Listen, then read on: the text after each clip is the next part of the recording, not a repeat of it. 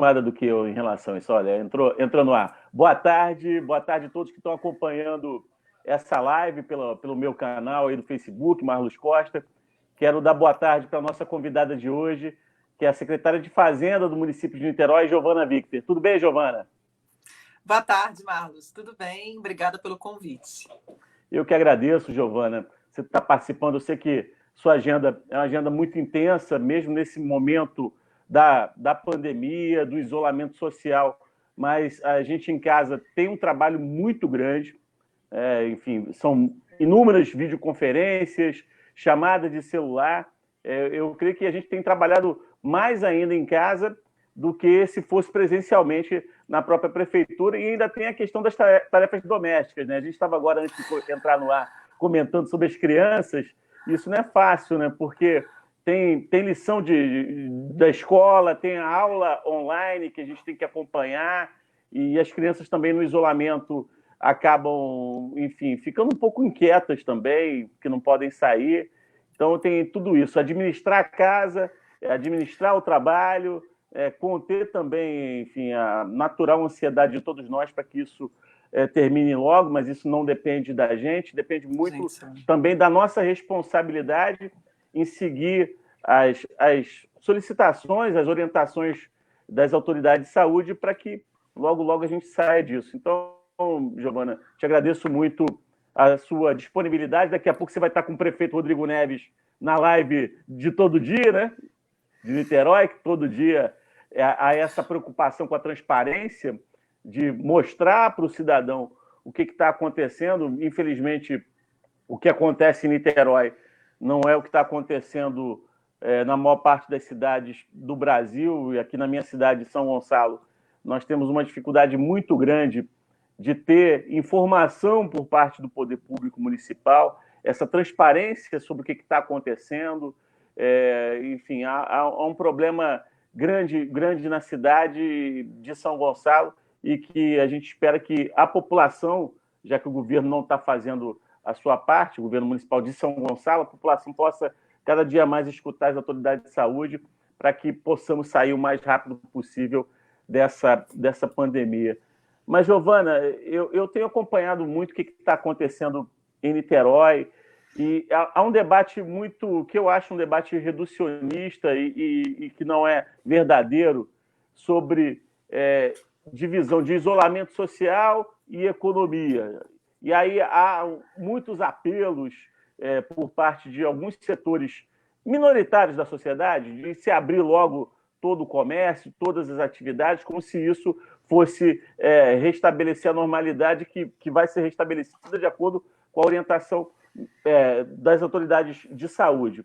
Mas o que a Prefeitura de Niterói hoje está procurando fazer para resguardar a economia da cidade, principalmente o pequeno empresário, o microempresário, o microempreendedor? Como é que vai ser essa saída da crise, dessa crise de saúde que a gente está vivendo? Eu sei que vocês estão adotando algumas medidas importantes aí em Niterói, mas eu gostaria muito de ouvir você falar a respeito de primeiro, como é que a pessoa que é mais simples, aquele camelô, aquele microempreendedor que tem uma barraquinha na rua, se está recebendo algum tipo de ajuda, se está tendo algum tipo de apoio nesse momento difícil por parte da Prefeitura de Niterói. Então, pois é, Marlos, essa pandemia, né, foi uma situação que a gente precisa entender que ela não foi criada por ninguém, né? Por mais que alguns governantes queiram se isentar ou fingir que ela não está acontecendo, ignorar esse fato, a verdade é que nós fomos assolados por um problema absolutamente complexo, inesperado e único.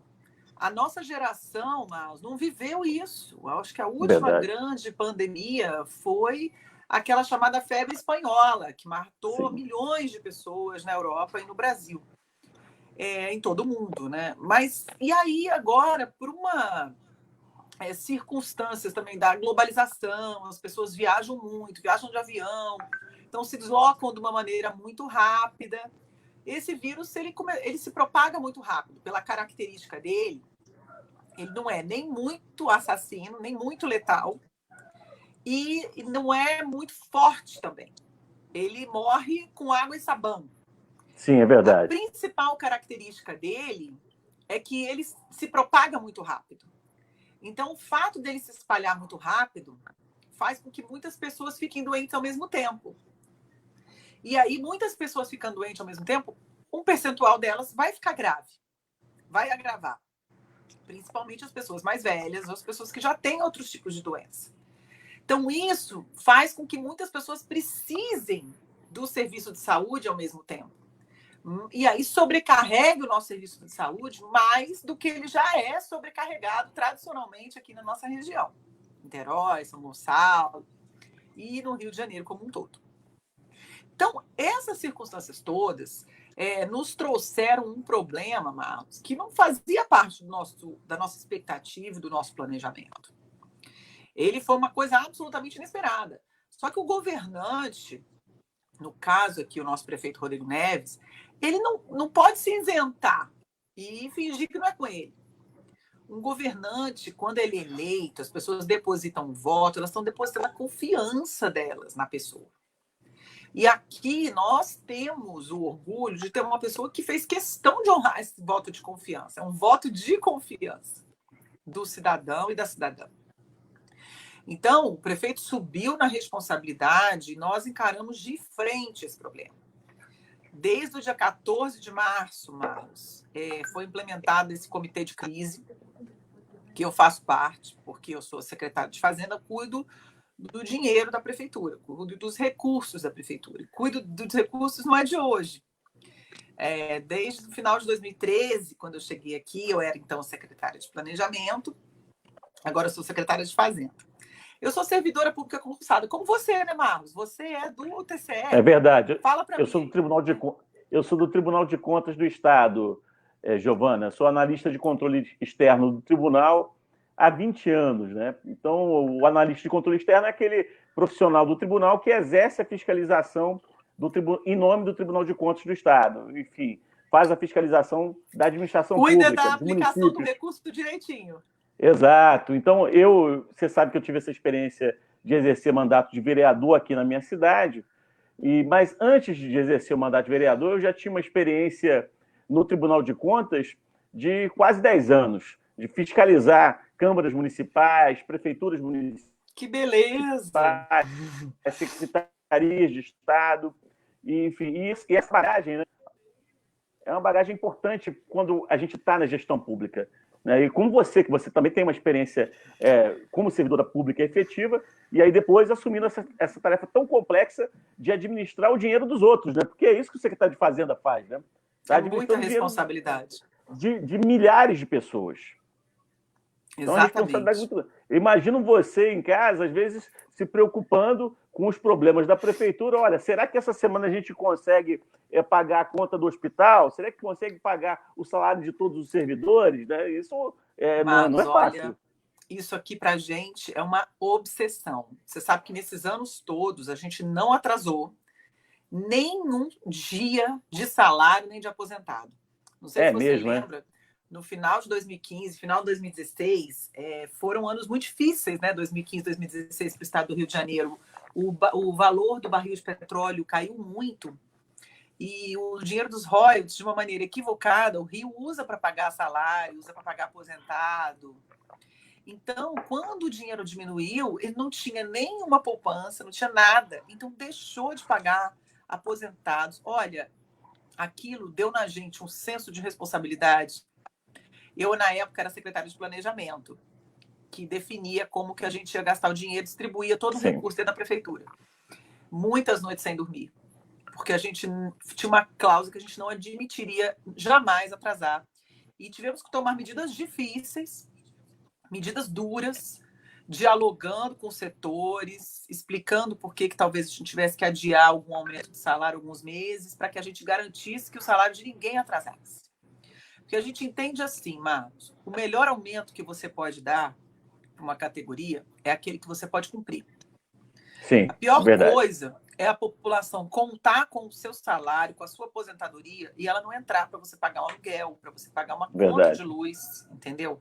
E uma conta de água. Isso desestrutura a vida da pessoa toda. E foi isso que aconteceu em 2015, principalmente em 2016, aqui no estado do Rio de Janeiro. Então, aquilo ensinou a gente a fazer um ajuste muito certinho na receita e na despesa. A gente terminou 2016, para você ter ideia, como melhor gestão fiscal do Estado. Olha só. Vocês receberam um prêmio, não foi, em relação a isso?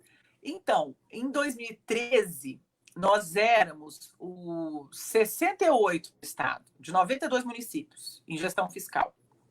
Em 2016, depois da primeira gestão do Rodrigo, nós fomos primeiro lugar. A mesma coisa no Brasil, a gente era 2.188 a posição no Brasil, e passamos a sexta melhor do Brasil em 2016.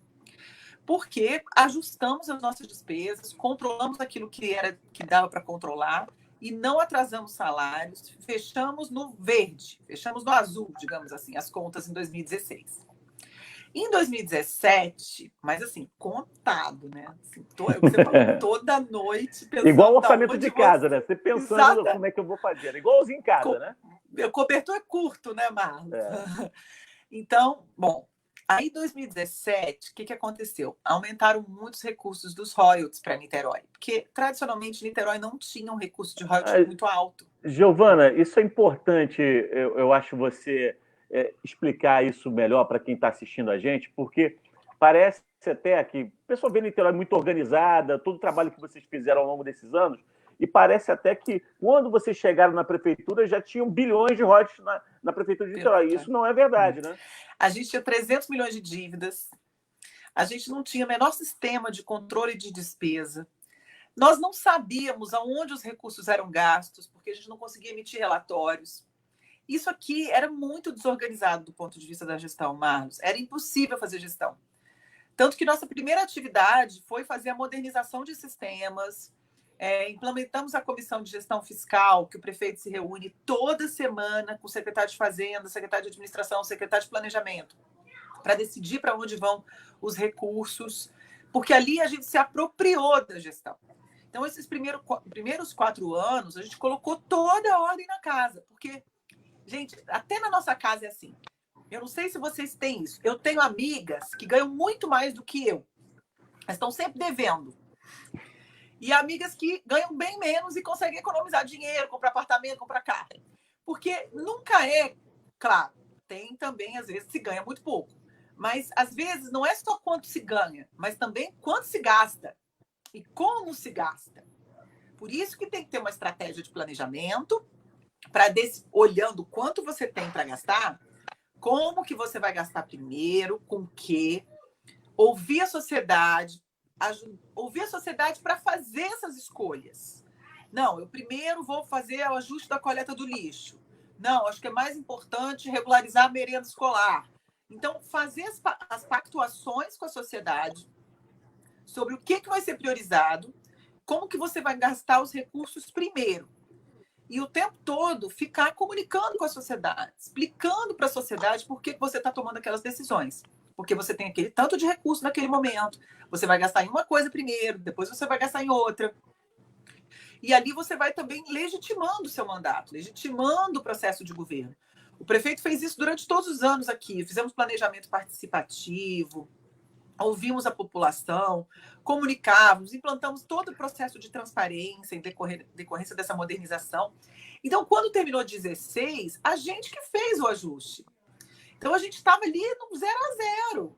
Quando começou a entrar um recurso de royalties, que começou a ser mais importante no nosso orçamento, é que já pegou a gente numa cultura de execução da despesa muito organizadinha.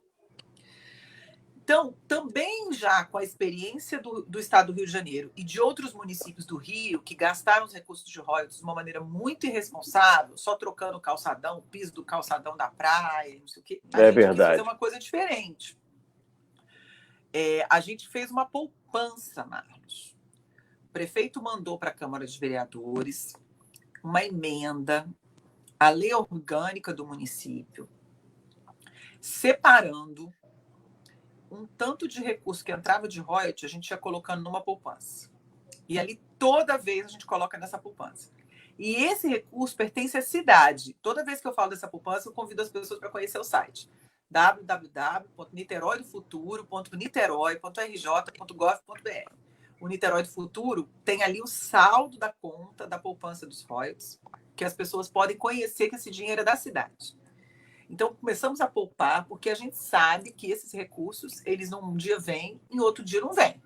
Então, a gente tem que ir economizando para o dia que faltar, a gente não acontecer com Niterói, igual aconteceu com o estado do Rio de Janeiro, igual aconteceu com outros municípios que muitos anos receberam muitos recursos de royalties, não guardaram, e quando teve um choque, eles não conseguiram se reerguer. Agora, veja só, Giovana, só é importante isso demais, a gente ressaltar para quem está nos ouvindo, nos vendo, porque vocês tiveram essa capacidade de ser previdente. É como a gente tem que fazer em casa. Ó, sobrou algum dinheirinho, vamos guardar isso na poupança, porque vai que alguém fica doente amanhã, vai que tem uma necessidade de comprar um equipamento para casa que quebrou, uma máquina de lavar que quebrou, a geladeira. Então, quando você tem a poupança, é mais fácil de fazer isso. Então, o Niterói fez algo parecido, não é? E foi exatamente o que aconteceu, né? Com a pandemia, veio uma coisa completamente inesperada.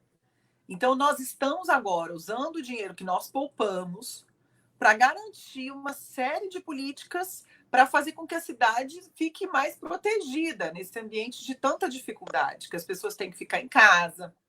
Então, a gente, como governo, assumiu a responsabilidade de dar as condições para que as pessoas fiquem em casa. O prefeito deixa claro que não vai deixar ninguém para trás.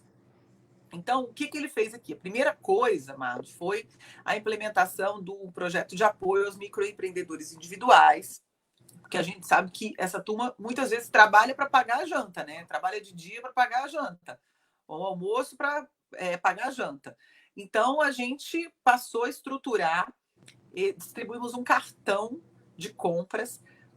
Porque, assim, a gente implementou muito rápido políticas muito difíceis, né? Não é fácil você organizar um repasse de recursos para um número grande de pessoas, porque isso começou com os microempreendedores individuais, aqueles que tinham um registro na prefeitura. Só que a gente sabe que tem algumas categorias, por exemplo, alguns ambulantes, essa turma não tem necessariamente um registro.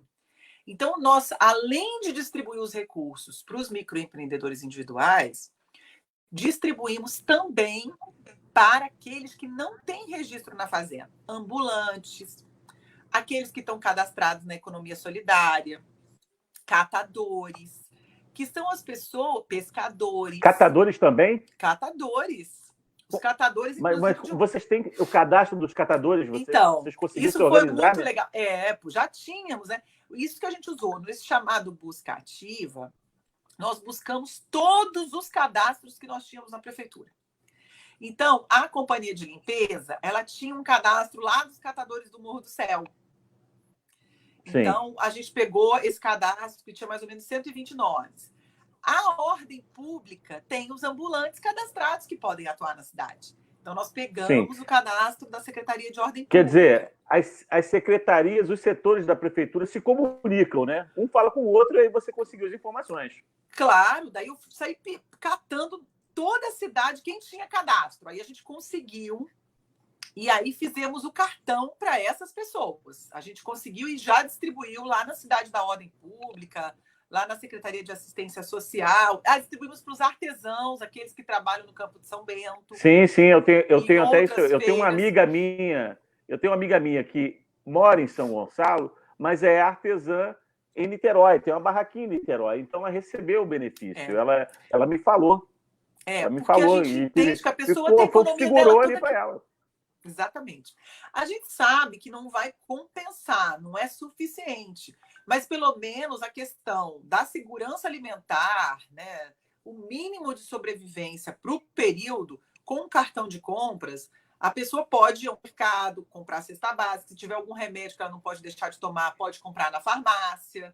Sim. Então, a nossa preocupação, Marlos, como governantes, era garantir que as pessoas pudessem passar esse momento com o mínimo de dignidade. E faz parte da dignidade a entrega do cartão. Por quê? Sim. Nós começamos com os microempreendedores individuais, depois com todos esses que estavam cadastrados na prefeitura, mas nós vimos que toda a população de Niterói estava sendo muito impactada. Então, nós criamos, o prefeito decidiu o Renda Básica Temporária, que é para todas as pessoas que estão no cadastro único da prefeitura, que são 35 mil famílias. Então, fizemos os 35 mil cartões. Então, além dos 7 mil mês, dos 2 mil dessa busca ativa, tivemos os 35 mil cadastrados no cadastro único da cidade de Niterói.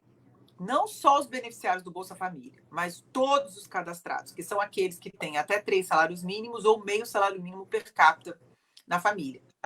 Sim. Então, nós distribuímos também esse cartão de uma forma super organizada, em 9 pontos diferentes da cidade. A pessoa recebia uma mensagem no celular, marcando a hora e o dia que ela devia se dirigir até aquele local para buscar o cartão. Dando lá, dignidade para as pessoas. Total, entendeu?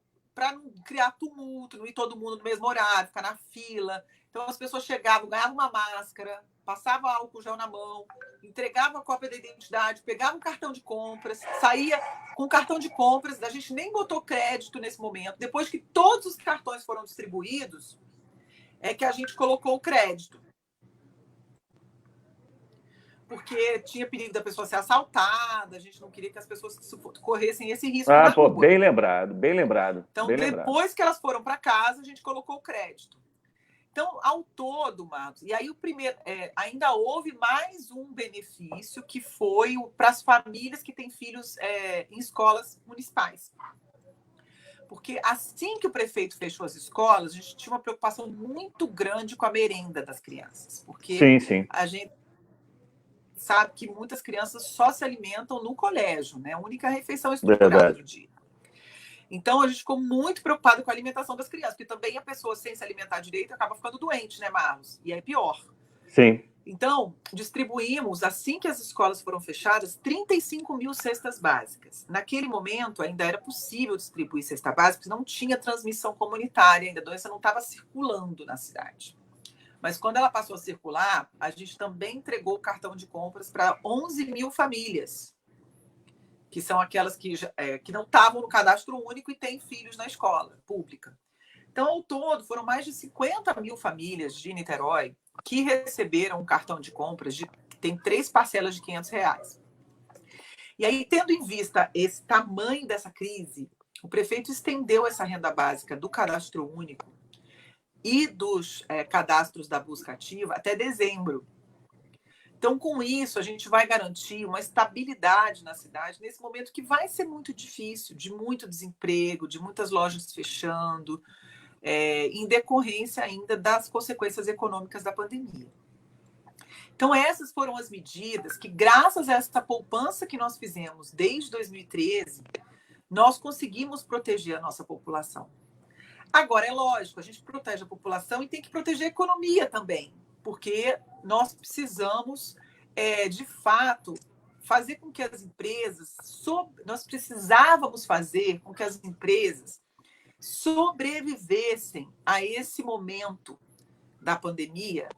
Claro que elas não iam ficar lucrando muito, faturando demais, mas pelo menos não morressem, para quando o pior momento passar, que elas pudessem se recuperar minimamente.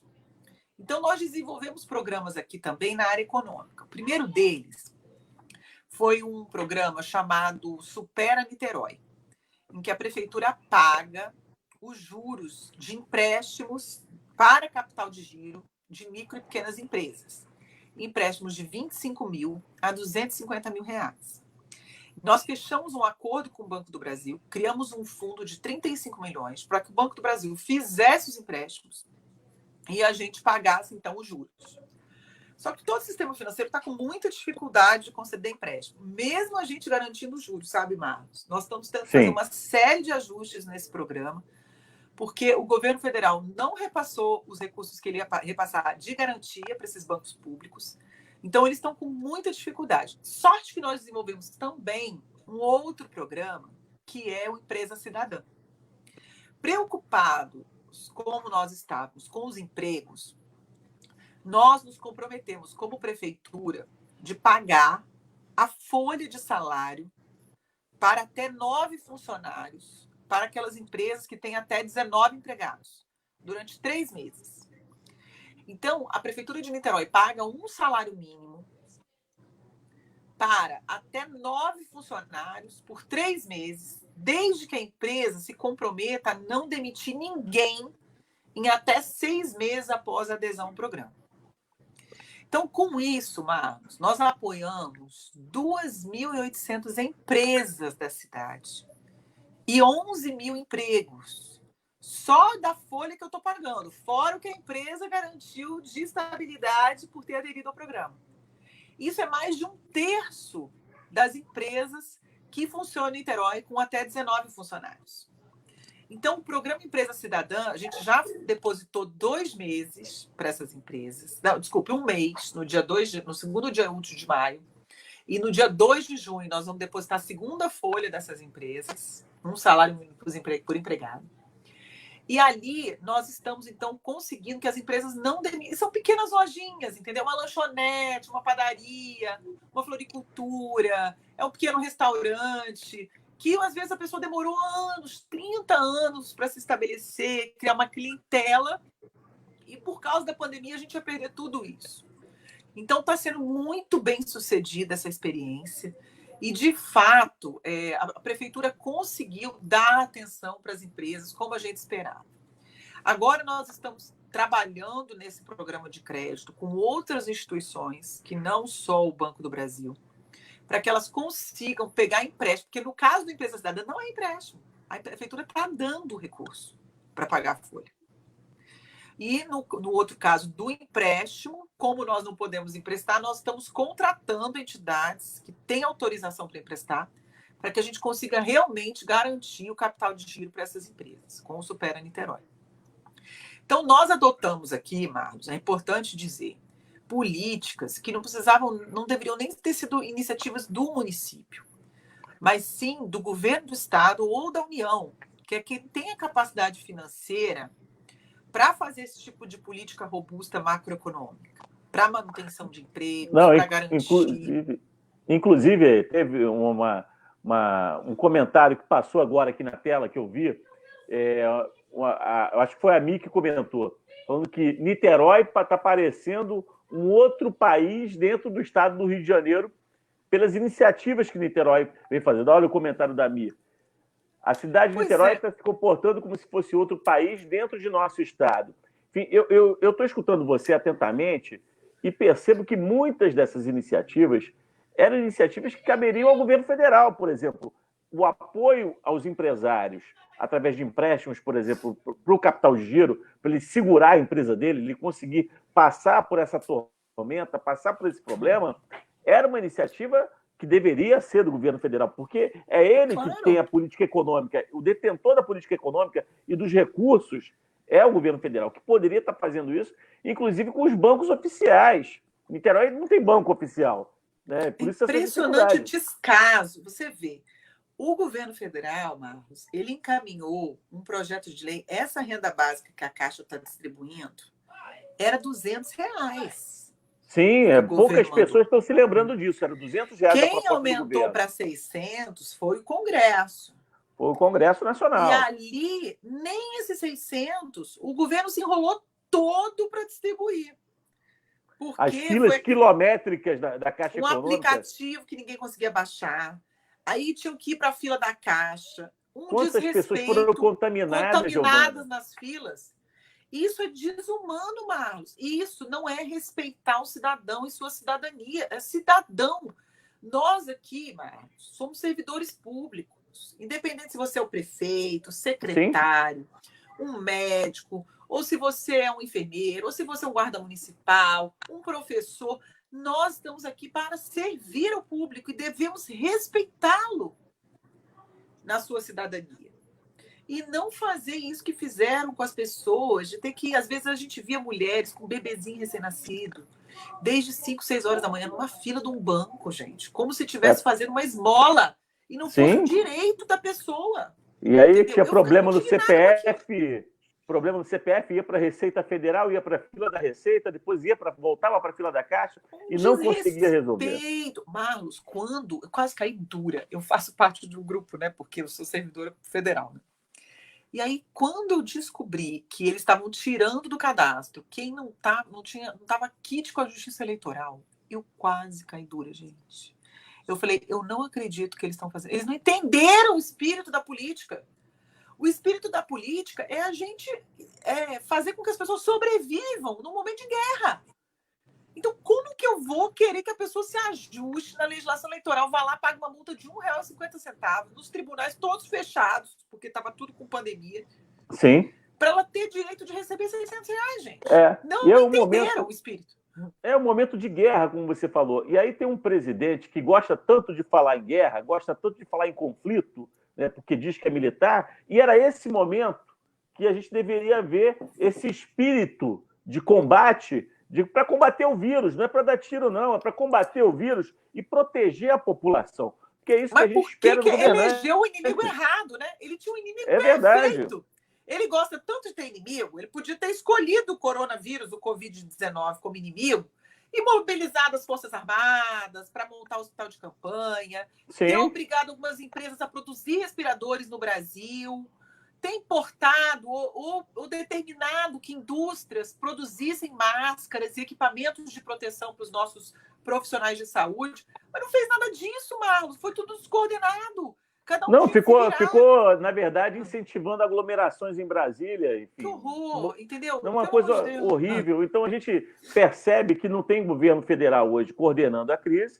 Niterói conseguiu fazer o seu dever de casa. Até agora eu vi aqui o comentário do professor Zé Augusto, um abraço, professor Zé Augusto, de que o governo do Estado não fez, o governo federal não fez, e Niterói fez o que fez pelo cidadão, um direito da cidadania. Então, o professor Zé Augusto tendo esse reconhecimento, porque é exatamente isso. Parece que Niterói fez algo que era impossível de ser feito, mas vocês conseguiram fazer, lógico, com muito esforço, com muita dedicação, com muito trabalho, mas porque vocês tiveram essa preocupação com o destinatário da política pública, que é a população, especialmente a população mais pobre.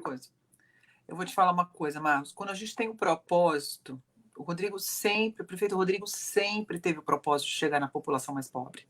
Sim. Ele governou para todos, tá? Sim. Fez o Reserva Cultural, o Complexo de Cinema, reformamos o MAC, fizemos ali a Transoceânica para ligar a região oceânica por meio do túnel. Agora, ele sempre teve muita clareza que ele estava governando para os mais pobres. Ali era a história de vida dele. Ele foi criado nas comunidades de Niterói. Ele tem um amor, o povo daqui tem um amor muito grande por ele, e ele pelo povo. É ali que ele sabe que é a prioridade dele, sempre foi. Então, nós sempre tivemos clareza, Marcos, que a gente tinha que fazer isso tudo porque a gente tinha um propósito muito nobre, que era garantir a vida para aquelas pessoas que mais precisavam. Então, não é impossível, entendeu, Marcos? Às vezes, a gente faz ajustes pequenos, que é só o que tem que fazer, e já dá impacto enorme. Eu vou te dar um exemplo, pode parecer até uma coisa comezinha, mas Niterói, em 2013, não tinha um protocolo na prefeitura, Marcos. Protocolo o quê? Para você protocolar um documento? Eu, cidadão, quero protocolar um documento, pedido. Aí ele chegava na saúde, protocolava o documento. Aquele processo ficava lá. Se ele precisasse tramitar para outro lugar, não tinha uma guia, tinha que ir o fulano encarregando e chegava lá na procuradoria, por exemplo, ganhava outro número, em outro sistema, às vezes num caderninho, não tinha nem Excel, nem nada. Tinham 43 sistemas de protocolo a prefeitura em 2013. Cada secretaria, cada órgão tinha seu protocolo próprio. Então, a pessoa entrava com uma petição, não sabia como é que aquilo andava, um processo de pagamento, estava sempre alguém carregando alguma coisa. Então, Marlos, aí o que a gente fez? Criou um sistema integrado de gestão e a primeira coisa que a gente foi implantar foi protocolo. Dá um trabalho, você não tem ideia. É verdade, imagino. Imagino. Porque as pessoas não querem dizer que estão com os processos, você acaba com a resistência é grande, porque aí você passa a ter o controle do que está acontecendo dentro da prefeitura. Exato. Aí você consegue colocar no portal da transparência. A pessoa entra no site, consegue descobrir pelo E número do processo. dá a resposta para o cidadão, né? O cidadão consegue consultar, saber o nome da pessoa que está com o processo dela, quanto tempo Sim. que está, por que está, entendeu? Ó, direto, aí hoje, eu não sei como fazia, Marcos.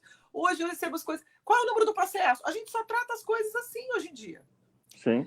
Então, eu não sei. Em 2013, a gente conseguiu um dinheiro emprestado do BNDES, no programa de modernização. BNDES. Aliás, essa é uma coisa muito legal do Gonçalo fazer. Um programa de modernização. PEMAT, não é isso? PEMAT. E ali a gente implantou o sistema integrado, além do protocolo, fizemos também a parte toda orçamentária e financeira. Olha, eu como vereador, eu vou te dizer, como vereador, a gente lutou muito para que a prefeitura adotasse o programa e nada aconteceu, sabe? Nada. Dinheiro do BNDES que a prefeitura de São Gonçalo poderia ter pego, não pegou e não se modernizou. E aí passam-se os anos e a prefeitura continua no século passado. Como que você vai controlar a despesa se você não sabe onde o dinheiro está sendo gasto? Você não sabe como que está sendo gasto. Como é que você vai priorizar? Não, vou gastar aqui primeiro, vou gastar ali depois, se você não sabe nem para onde é que as coisas estão indo. Então, você colocar essa ordem assim no coreto, entendeu? É bom porque você consegue dar o nome aos bois. E consegue dar, Marcos, o que é mais importante, transparência. Consegue colocar no portal. Hoje está fazendo 5 anos. Olha, eu fiquei até emocionada de manhã. Eu abri o meu Facebook e eu era secretária de planejamento. Fazia 1 ano que a gente tinha começado a implantar o sistema em Niterói, quando o prefeito mandou abrir o sistema para o portal da transparência. Tinha um link que eu falava, prefeito, a gente pode abrir tudo para o portal da transparência, é só virar uma chave. Ele falou, você está esperando o quê ainda que não virou?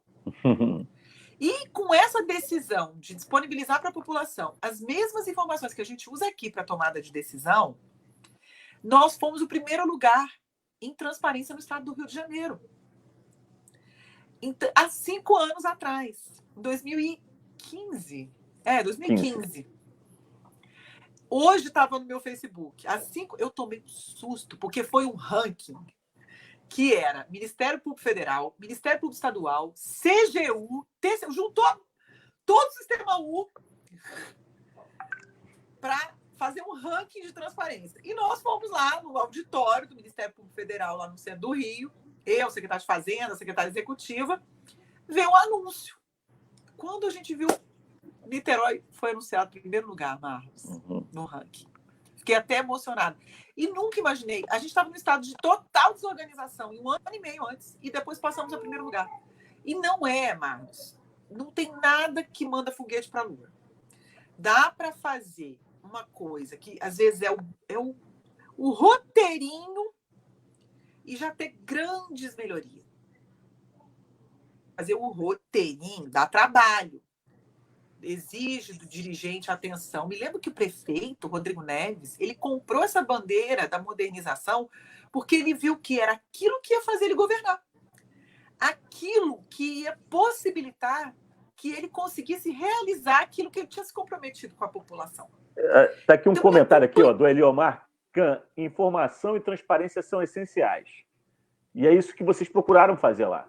Eu já tive a oportunidade de visitar o gabinete do prefeito Rodrigo Neves e ele tem lá um painel, pessoal, a Giovana conhece bem, mas tem um painel, foi você que fez lá aquele painel, onde ele sabe quanto é que está sendo gasto, quanto é que está o dinheiro que está entrando, enfim, o que está acontecendo na cidade, as câmaras de segurança, um painel onde o prefeito tem na ponta do dedo o controle do governo. Então, ali a gente fez com o dinheiro do PIMAT, aquele painel. E a parte de trás dele todo, ou seja, todos aqueles sistemas, nós fomos implementando e quando a gente... O painel foi...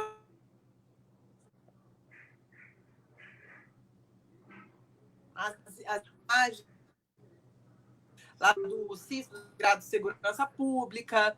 Então, isso tudo ele vai conseguindo ver naquele telão. A gente implantou aquilo com recursos do PIMAT. Tanto os sistemas quanto aquela painel de controle, né, que a gente chama. Olha, eu conheço o prefeito Rodrigo já há muito tempo, enfim. Ele é mais novo do que eu, mas ele é mais antigo na política, digamos assim, do que eu. E ele é uma pessoa, eu tive a oportunidade, como vereador, acompanhá-lo como deputado, enfim, ver diversas iniciativas do Rodrigo como deputado, depois como secretário de Estado de Assistência Social. E eu sempre observando o Rodrigo trabalhar, o Rodrigo é uma pessoa que cobra muito de quem está com ele, né? De quem trabalha com o Rodrigo sabe que vai ser cobrado a qualquer hora do dia ou da noite, né? Experimenta. Meus filhos até brincam comigo quando eu estou longe do telefone e meu telefone toca, eles vêm, mãe, Rodrigo Neves, às vezes nem é, mas é que eu saio correndo para atender e eles começam a me gozar, né? Que toca toda hora. E toca com cobranças duras, mas não é, né? É duro, mas não é despropositado. Todos nós entendemos, somos informados. Ele faz reunião, e na Secretaria de Planejamento eu monitorei esses anos todos isso, Marcos, a cada 3 meses, para acompanhar as metas.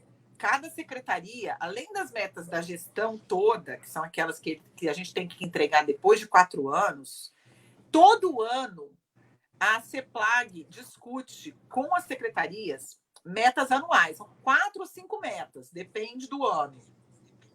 E ali é um compromisso que a secretaria tem para implantar aquilo. Então, ele faz reunião a cada 3 meses com todo o secretariado, vai todo mundo numa mesa. A gente da CEPLAG apresentava tudo e ele ia cobrando. Mas o quê? Vamos marcar a data, vamos fazer isso, por que não fez ainda? Aí, às vezes, precisava fazer uma coordenação entre empresa de obras, com a educação, ou com a Secretaria de Saúde, ou a de conservação, com a de limpeza, e ele já organizava aquilo tudo na reunião. Amanhã nós vamos ter uma reunião dessa, às 10 horas da manhã. Mas vai ser virtual, né? Naturalmente, virtual. Vai ser por meio de um link. Mas nós vamos ali fazer uma reunião de secretariado, aonde a gente vai atualizar as metas, porque o planejamento também bem feito tem que se adequar, né, Marcos? Então, a gente vai ter que mudar algumas metas desse ano em função da pandemia. Inclusive, eu acho que a meta de arrecadação, enfim, de todos os municípios vai cair muito, né? A nossa previsão é de 30%. Arrecadação tributária. 30% de perda de arrecadação, de queda. De receita própria. De receita própria, né? Enfim, é inevitável. Essa tem sido a média dos municípios, viu? É inevitável essa perda de receita em virtude do cenário que a gente está. Mas hoje eu conversando com algumas pessoas e ainda muito inseguras em relação à volta ao trabalho, retorno à atividade econômica, eu disse para algumas delas, com pesar, de que se tivéssemos tido uma atuação integrada do governo federal, dos governos do estado, dos estados, das prefeituras, há 2, 3 meses atrás, talvez nós estivéssemos agora com um número mas muito inferior de pessoas doentes no Brasil, muito inferior de óbitos, e já se preparando para sair, né, para ir maneira organizada, né, Marcos? Organizada, mas não tivemos comando nacional. Agora, em Niterói, nós tivemos esse comando do prefeito Rodrigo, junto com todo o secretariado, junto com toda a turma que tá aí, e vocês já estão agora já fazendo esse planejamento do retorno à atividade econômica. Como é que vai ser isso, Giovana? Vocês já autorizaram a abertura de algumas atividades comerciais, não é? Então, lá a gente tem trabalhado com os números o tempo todo, né? Os dados, os indicadores da área de saúde.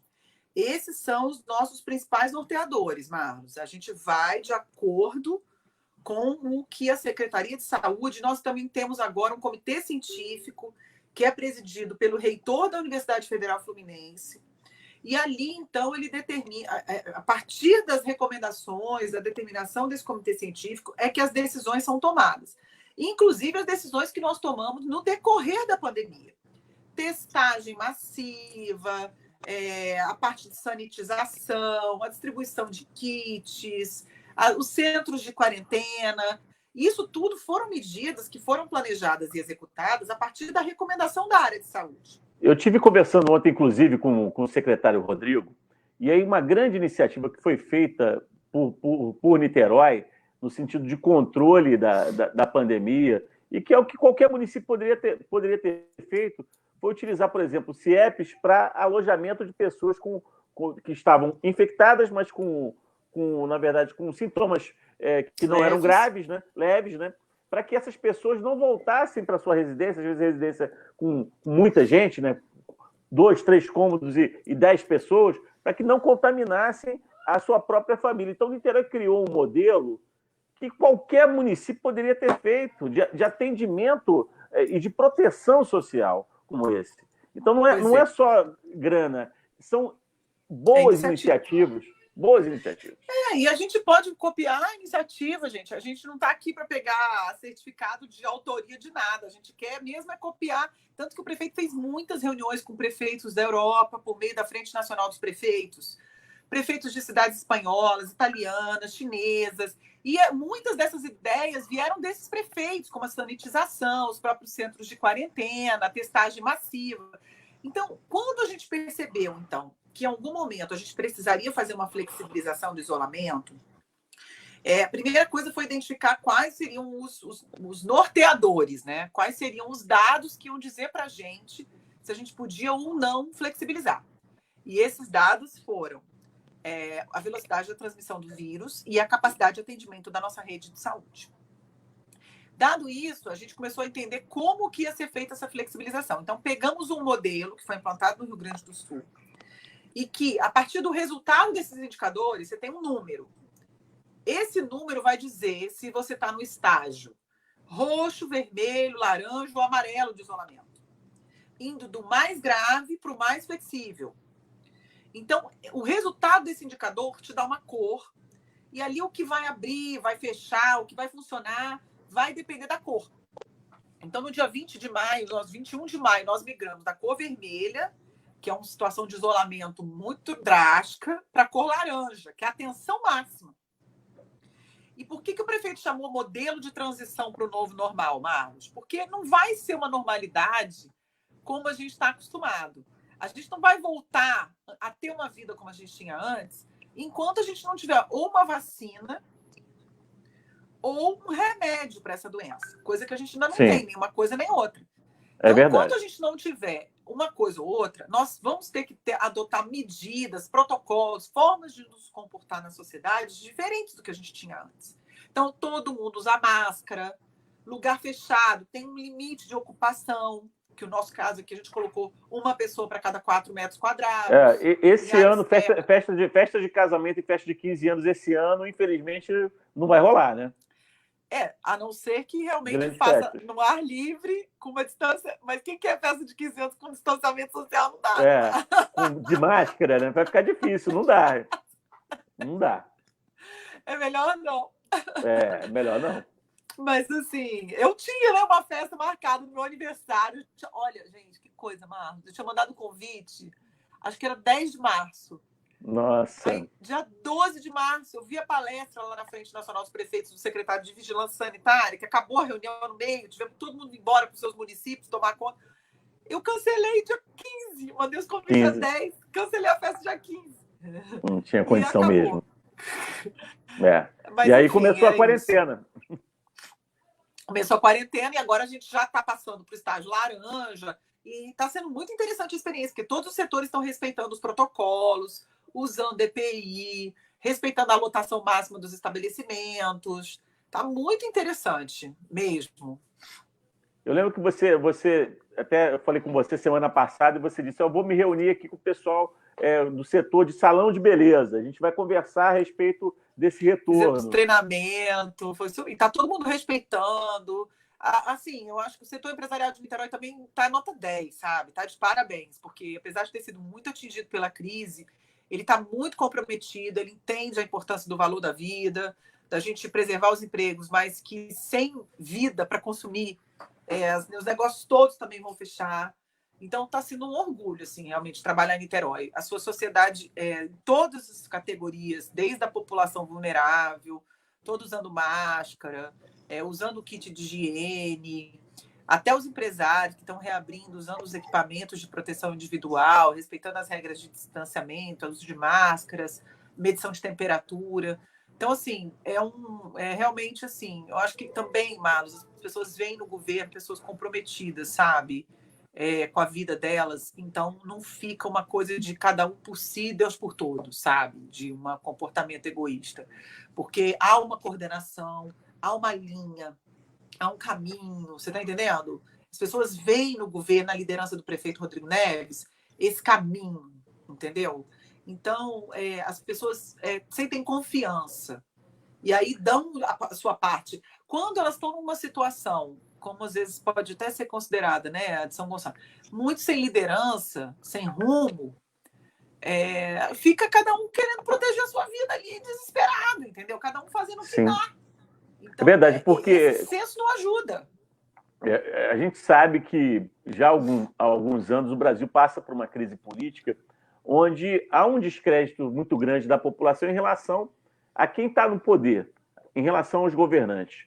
Mas o que está acontecendo, por exemplo, em Niterói, mostra que quando se tem governante comprometido, equipe coesa, a sociedade vai junto, acredita, né? E aí faz o governo junto com o próprio governo, porque o governo ele é para toda a sociedade, né? Não é sou nós e o governo, não existe isso. Está todo mundo junto, todo mundo junto. A sociedade precisa do governo, o governo precisa da sociedade. Agora, quando há o trabalho sério, aí há reciprocidade.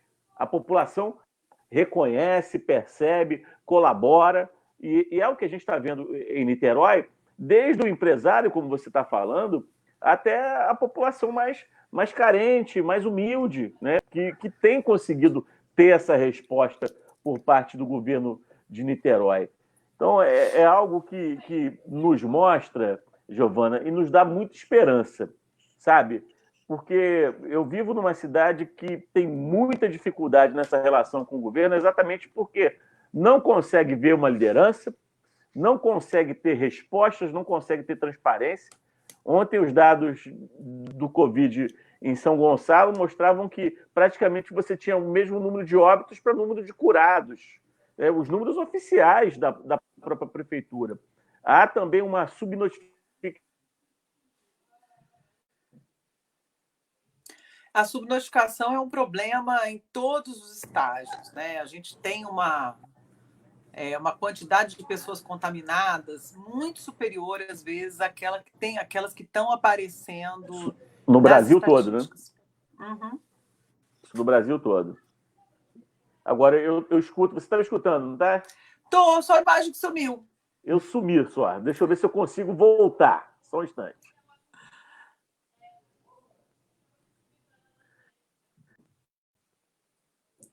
É isso. O Marlos estava falando da questão da subnotificação, mas a gente tem como inferir alguns números, né? De acordo com a internação, de acordo com a característica de sintomas. Então, a subnotificação é um problema de todo lugar, mas a gente tem mecanismo para tratar a subnotificação e deixar a população sabendo o que está acontecendo com a pandemia no seu município. Agora, vocês conseguiram avançar na questão da testagem em Niterói, né? Vocês conseguiram ampliar o número de pessoas, de cidadãos niteroienses testados, né? Isso. Fizemos o programa de testagem de acordo com o protocolo da Secretaria de Saúde. É isso, Marcos.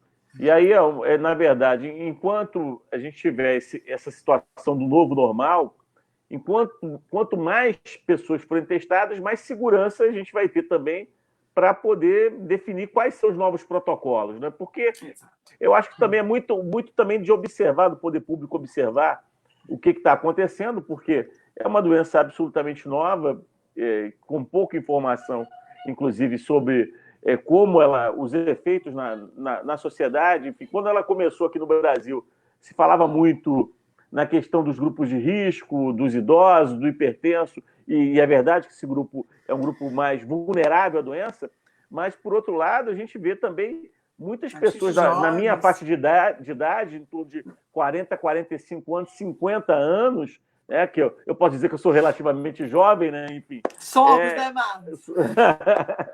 Acontecendo, infelizmente, de ficarem doentes, né? Então, é algo que exige um cuidado, uma atenção muito grande por parte de toda a sociedade, não há dúvida nenhuma. E contem com a gente, viu, Marcos, aqui. Eu acho que a gente não pode nunca imaginar que São Gonçalo tem uma situação que pode reproduzir a experiência de Niterói perfeitamente. Isso nunca vai acontecer. Cada município tem o seu potencial, tem as suas possibilidades, tem os seus caminhos, né? Ele precisa de uma reflexão sobre quais são os seus instrumentos de desenvolvimento, quais são as melhores formas de crescer, quais são as melhores formas de garantir o bem-estar para a sua população. Cada município tem o seu jeito de crescer, né? E de garantir as políticas.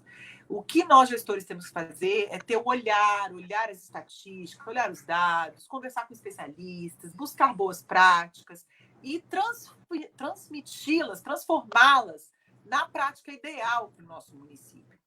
O que eu acho que Niterói tem a contribuir com São Gonçalo, agora o São Gonçalo precisa fazer valer, frente ao Estado do Rio de Janeiro, frente ao país, a necessidade de um apoio, sim, para financiamento de saneamento, né, financiamento para infraestrutura. São Gonçalo a população de São Gonçalo precisa exigir isso do Estado do Rio de Janeiro. O Estado do Rio de Janeiro deve isso, a população é muito grande, entendeu? Fornece mão de obra para o Estado inteiro. É uma obrigação do Estado investir em São Gonçalo, na área de transporte, na área de mobilidade urbana, para que essas pessoas transitem com dignidade de São Gonçalo até onde elas têm que se deslocar. Fortalecer também polos de desenvolvimento setoriais dentro de São Gonçalo, indústria, armazenamento, logística, retroárea para Porto, porque não cabe em Niterói, ideal é fazer em São Gonçalo. Então, integrar ali o Gradim como estratégia de desenvolvimento do setor marítimo de Niterói e da Baía de Guanabara. Então, nós temos, sim, de uma maneira pensada, organizada, estruturada, condição de criar uma estratégia de desenvolvimento para o leste fluminense, e São Gonçalo tem uma potência enorme para colaborar com essa estratégia de crescimento. E, por isso, deve exigir e deve fazer valer frente ao Estado e ao governo federal investimentos, sim. Investimentos para a gente mexer no IDH de São Gonçalo, o Índice de Desenvolvimento Urbano, para a gente mexer nos serviços que mudam o patamar, né, da qualidade, que é a educação, que é um serviço de saúde para aumentar a longevidade. Então, eu acho que é um serviço de saúde para também melhorar a taxa de natalidade.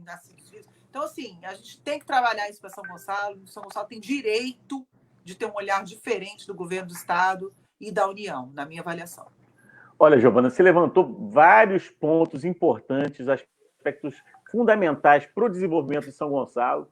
Você sabe que nós aqui do PDT de São Gonçalo estamos começando a elaborar uma proposta para São Gonçalo, um programa de governo para São Gonçalo, para a disputa das eleições de 2020. Então, esse é um debate que nós estamos iniciando com a população de São Gonçalo. E eu vou precisar muito da sua ajuda, hein? Eu vou aproveitar e vou precisar da sua consultoria. Estamos à sua disposição. Sobre vários Vamos trabalhar aspectos. juntos, pelo Rio. Pô, isso aí. Obrigado mesmo, porque conta com a gente. Você levantou a questão aí da indústria naval, da questão de logística de São Gonçalo. Um município como o nosso é cortado por 3 rodovias, 2 RJs e uma BR. E como é que nós não conseguimos desenvolver até agora esse potencial para negócios da área de logística em São Gonçalo? A gente tem ligação rápida com a capital, com a Serra, com o Norte Fluminense, com a região dos Lagos. Então, nós somos cortados por rodovias. Uma cidade que tem mais de 1 milhão de habitantes, ou seja, tem uma mão de obra que, como você falou, acaba trabalhando em vários lugares do estado, pelo menos em toda a região metropolitana. Você tem moradores de São Gonçalo que trabalham na região metropolitana. Então, o nosso principal capital hoje é exatamente a nossa população, exatamente as pessoas que estão aqui. É a potência, exatamente. Nós podemos ser qualquer possibilidade São Gonçalo pode ser e pode ter, graças à sua população. Que Niterói não tem. Sim. Então não tem área, entendeu? Nós temos área ainda para crescimento, enfim. É uma cidade muito adensada, mas ainda tem algumas áreas disponíveis, como, por exemplo, na área de Guaxindiba, próximo à BR, uma área grande, área que já Eu vou tirar o industrial. microfone, você está me ouvindo, Marlos? Sim, estou ouvindo. Estou ouvindo. Porque eu tenho que colocar para carregar o telefone. Sim, sem problema. Aí eu tive que tirar o fone, mas acho que dá para ouvir. São várias possibilidades que São Gonçalo pode ter, e aí, tendo esse diálogo com o Niterói, que eu acredito que seja fundamental, porque Niterói tem uma área de divisa, de limite com São Gonçalo, que é grande, alguns bairros, inclusive, que são compartilhados, né? Você tem Maria Paula, né? Enfim, tem ali Niterói, São Gonçalo, você chega em Tenente Jardim, Niterói, São Gonçalo. Então, você tem apenas, às vezes, uma rua que divide esses municípios, né? E a possibilidade de integração de iniciativas entre São Gonçalo e Niterói, eu não tenho dúvida que vai trazer muito desenvolvimento para São Gonçalo e também para toda a região de Niterói, próximo aos limites com o nosso município. E quero muito poder aprofundar esse diálogo com todos os companheiros e companheiras de Niterói, enfim, amigos que estão no governo do prefeito Rodrigo Neves, e sabendo desse belíssimo exemplo que vocês estão fazendo em Niterói, eu consigo perceber que há saída, há possibilidade, há uma maneira da gente arrumar a casa também, como vocês arrumaram a casa, e preparar o caminho do desenvolvimento de São Gonçalo também, porque o nosso destino não é continuar da maneira que nós estamos. Nosso destino, sem dúvida nenhuma, é um destino de uma vida melhor, mais próspera, mais frutífera para toda a população. Giovana, te agradeço muito aí essa possibilidade da gente estar aqui nessa noite de hoje, quase agora já à noite, né? Esse finalzinho de tarde. Foi ótimo, eu aprendi muito aí com você, com diversas iniciativas. Quero continuar esse diálogo contigo para que um pouco do que vocês fizeram em Niterói nós possamos trazer para São Gonçalo também, lógico, como você falou, adaptando, né? Cada experiência são experiências evidentemente diferentes, mas as boas iniciativas a gente tem que poder ter a capacidade de partilhar e utilizar também. Então, muito obrigado, Giovana. Bom trabalho aí para você, para toda a equipe do prefeito Rodrigo Neves, né? E que a gente possa se manter todos nós com saúde, nossa família com saúde, para que consigamos superar essa pandemia e esse problema todo que nós estamos vivenciando. Obrigado, viu? Obrigada a você pelo convite. Vamos juntos. Obrigadão. Tchau, tchau. Fica com Deus. Tchau, boa noite. Boa noite. Tchau.